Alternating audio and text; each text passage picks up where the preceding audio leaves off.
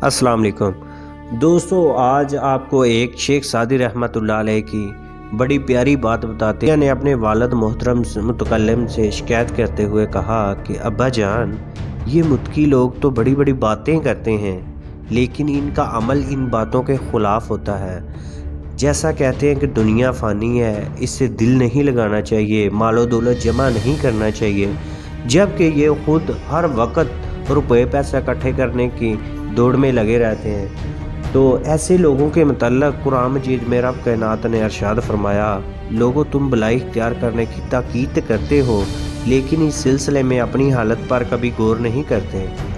फ़िकिया का वालिद काफ़ी समझदार था और साहिब इल्म भी था। बेटे की बात सुनकर कहने लगा, प्यारे बेटे, अपने दिलो दिमाग से इसका ख्याल निकाल दें। जब तक तुझे कोई बाअमल आलम ना मिलेगा तो किसी की नसीहत पर कान धरने ना, कभी भी ना धरना। ये बात याद रख ले कि नेकी और बुराई की बात तुझे जहाँ से भी मिले इसे जहन में रख ले, हुआ ऐसी बात किसी दीवार पर ही क्यों ना लिखी हो।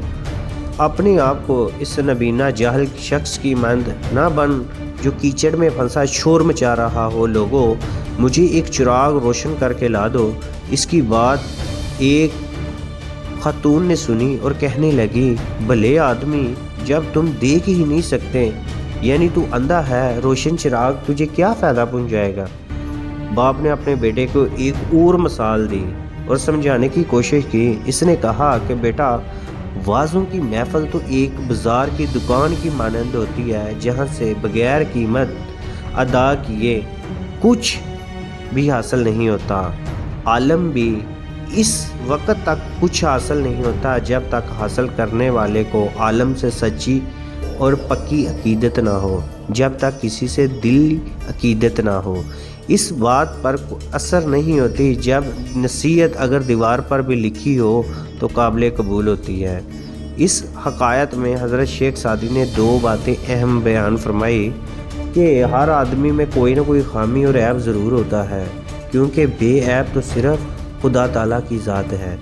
दूसरी बात यह कि जब तक सच्चे दिल में अकीदत ना हो, आपको ये बताता हूँ कि जब तक सच्ची अकीदत आपके दिल में ना हो, किसी बात का दिल पर असर नहीं करती। किसी से कुछ हासिल करना चाहते हो तो ख़ुद को बाअदब बनाओ, अकीदतमंद बनाओ। असूल इल्म का सारा इन्हिसार अदब और अकीदत पर है।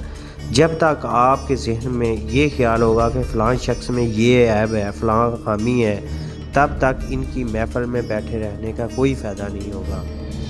अगर आपको ये इंफॉर्मेटिव वीडियो अच्छी लगे तो शेयर ज़रूर कीजिए ताकि किसी को सबक मिल जाए और उसकी ज़िंदगी संवर जाए। बहुत शुक्रिया। नेक्स्ट मिलेंगे एक नई